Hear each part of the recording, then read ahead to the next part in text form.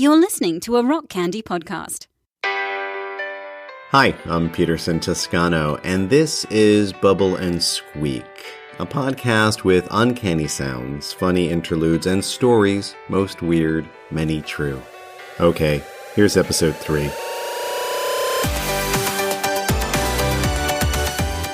Our show today comes in 3 parts. Part 1, a story entitled, Did You Just Masturbate?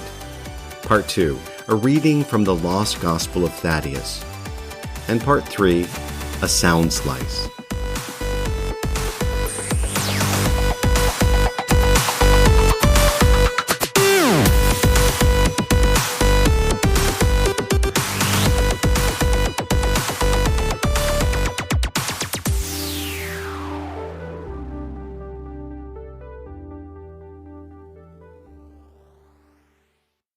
Did you just masturbate? A true story. I was 27 years old. I'd been married to a woman for 2 years, living in New York City, in Harlem. I was married to a woman because I believed I was no longer gay. In fact, I had good evidence that things had turned around. I hadn't been with a man since before we married. In fact, I hadn't even masturbated in 2 years. It was Sunday night. After Sunday morning service, Sunday evening service at our church, we prepared for the week, made our lunches, set out our clothes, went to bed. But I was restless. I don't know what it was. I wasn't thinking about anything in particular. I just couldn't sleep. At one point I got up. I really don't know what time of the night it was, but I walked down the hallway, long hallway in our Harlem apartment, turned to the left to the bathroom. And in the bathroom, I masturbated. It was the first time in 2 years. And it wasn't that I'd been thinking about it all day. I wasn't tempted. I just did it. I didn't even have a fantasy to go with it. I just did it. And immediately afterwards, I felt horrible. Like I had done something awful. Like I had betrayed my marriage vows. I cleaned up and then went back to bed. I very quietly crawled into bed and laid on my side with my back towards my wife, looking out into the living room. But moments later, she rolled over to cuddle, to spoon me. And I felt her thick hair fall on my cheek. It was still damp from her shower earlier in the evening. She whispered, "Did you just masturbate?" I didn't want to lie, and I definitely didn't want to tell the truth. I replied, "Why?" Meaning, why do you ask? She leaned in closer, "Because I felt a terrible presence of evil enter the apartment." And this made sense, because we went to a Pentecostal church, that there were evil spirits of any possible sort for any possible problem. It was easier than admitting the obvious. I didn't know what to say. But back then we had a Bible verse for everything. Bible verses were used to guard off evil spirits, to put someone in their place, to give hope and encouragement. So I said to her, "Well, we know the devil is a liar and the father of lies. Good night." And we never spoke of it again. But the next day, I geared up for spiritual battle. I put on the whole armor of God, and for almost 2 hours in my private prayer time, I railed against the enemy, the evil one, Satan, who was trying to destroy our family.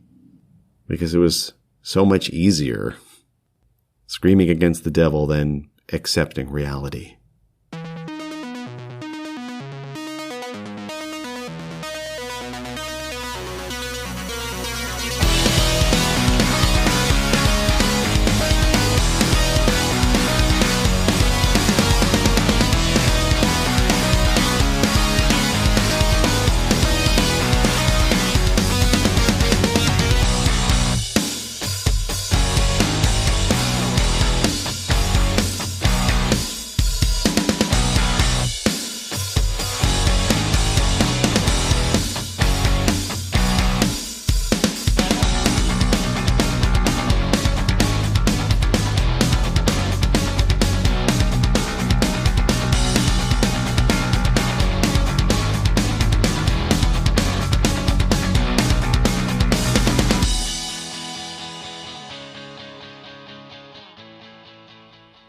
For the longest time, scholars dismissed rumors of a gospel written by the apostle Thaddeus, who also goes by the name Judas, not to be confused with Judas Iscariot, who betrayed Jesus. Legend states St. Paul had a major falling out with Thaddeus over a seating chart at the Pristine Council of Corinth. Paul then banned Thaddeus's gospel. Well, in 2012, self-described Bible scholar Peterson Toscano traveled to Malta and met with a Roman Catholic dissident who goes by the codename Vashti. Toscano learned that a torn parchment of the Thaddeus Gospel was hidden deep in a Jesuit vault. Sadly, the parchment sustained much damage. Whole sections are missing, but for the first time in nearly 2,000 years, the Lost Gospel of Thaddeus has seen the light. Scholars are scouring over it. They're especially excited about the many references to food in the Gospel. We now share with you a recording of selected excerpts from the Gospel of Thaddeus. Early one day, as they walked towards the temple, a leper sat by the fig stall and called out to Jesus. But Thaddeus, heading towards the figs, protested. "Just keep walking, Rabbi. He's faking anyway." Later that day, Jesus stopped to help a man on the steps of the temple. Thaddeus groaned. "Oh man, not another leper. Oh wow, what a lovely tattered robe you have on." In the middle of the night, a terrible storm broke out and rocked their boat. Even the seasoned fishermen among them despaired. In the midst of the storm, Jesus came to them, walking on the water. Over the winds and the waves, Thaddeus shouted out to Jesus, "Rabbi, did you remember to bring the hummus?" Thaddeus then turned to the others. "You know the pita is going to be soggy, but it's okay. I've really been overdoing the carbs lately." One day, after they returned from the market, they found Jesus alone with a woman at the well. Thaddeus grumbled. Quiet time praying my foot. He's a total player." The disciples approached Jesus and the lone woman. Thaddeus turned up his nose. "Good God, who designed her sandals? The Maccabees?" As they entered the town, a demon-possessed man rushed out from the tombs towards Jesus. Thaddeus, startled, turned to Thomas and shrieked, "Yikes, bad hair day ahead." Jesus asked the man, "What is your name?" He replied, "Legion, for we are many." Thaddeus, bored with this exchange, looked around for a food stall, then noticed a herd of pigs grazing contentedly on a nearby hillside. Thaddeus cooed, "Oh my God, look, Jesus, they got babies." Immediately, Jesus began commanding the demons out of the man. He then told them to leave and instead go into the herd of pigs. Thaddeus cried, "Oh, great. Now they're going to think we're some kind of anti-pork Jewish sorcerers." With a loud cry, the demons left the man and entered the pigs. Thaddeus wondered aloud, consent? I'm just saying. No longer possessed, the man begged to follow Jesus. Thaddeus blurted out, no thank you. We already have a boatload of dysfunction right here. Right here. One day, Jesus sat on a large stone, and the crowds gathered around him as he taught them.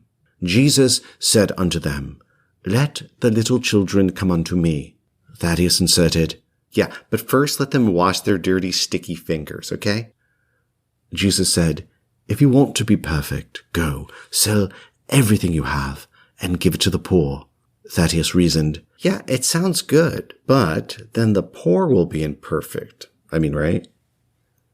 Later that evening, they arrived at the home of Lazarus and her sister Martha and Mary. While Martha prepared the evening meal, Mary sat at Jesus' feet with the disciples. Martha complained, "Rabbi, tell my sister to help me with the women's work." Jesus replied, "Leave Mary alone. She has chosen what is right for her." Thaddeus said, "Rabbi, I'll help Martha with the meal. I don't mind."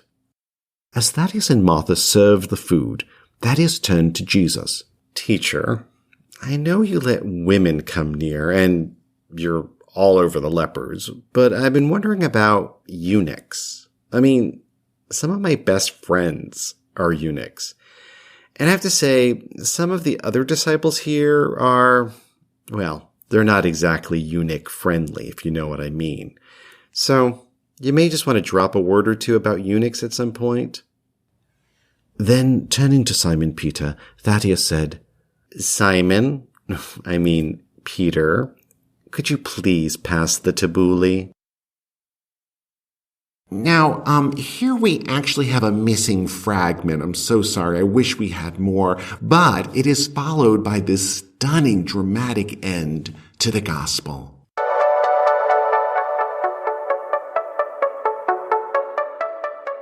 As they watched Jesus ride away on a camel toward Egypt, Peter, who was also called Simon, asked Thaddeus, "Judas, I noticed you're calling yourself Thaddeus these days.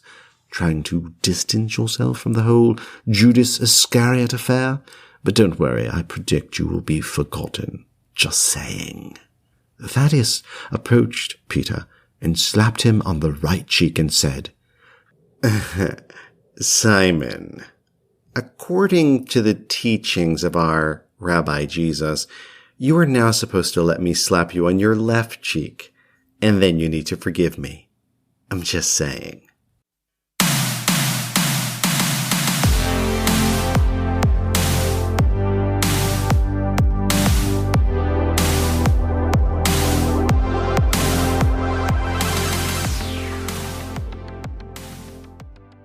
Let me set the scene for you. I'm in the Cuban town of Viñales. It's west of Havana. Lots of coffee and tobacco farms form a patchwork around the town. My husband, Glenn, and I are staying at a casa en particular, a sort of government-approved bed and breakfast. It's early morning. I'm sitting on the back porch off the second-floor bedroom. The backyard is small, like the size of a New York City studio apartment. There's some places for washing clothes. Chickens. Lots of chickens.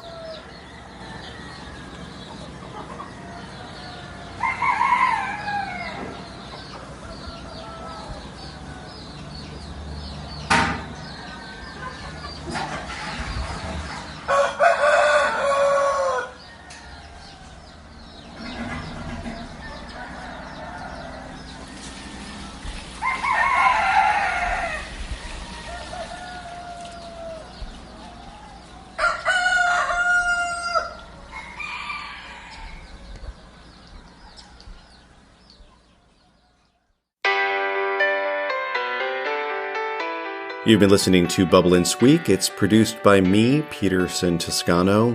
I pretty much just make this show for me.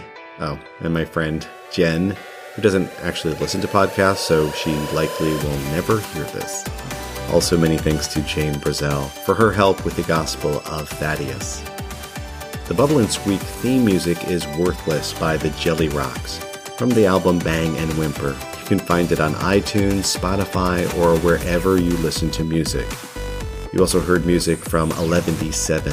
And feel free to tweet at me at P2Son. That's the letter P, the number 2, S-O-N, at P2Son.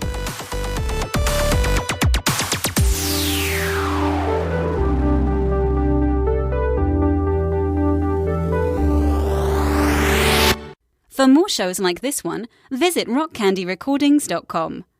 Rock Candy, like Bible Bash Podcast or Sacred Tension with Stephen Long. Now that one asks deep questions. You need to check these out, people.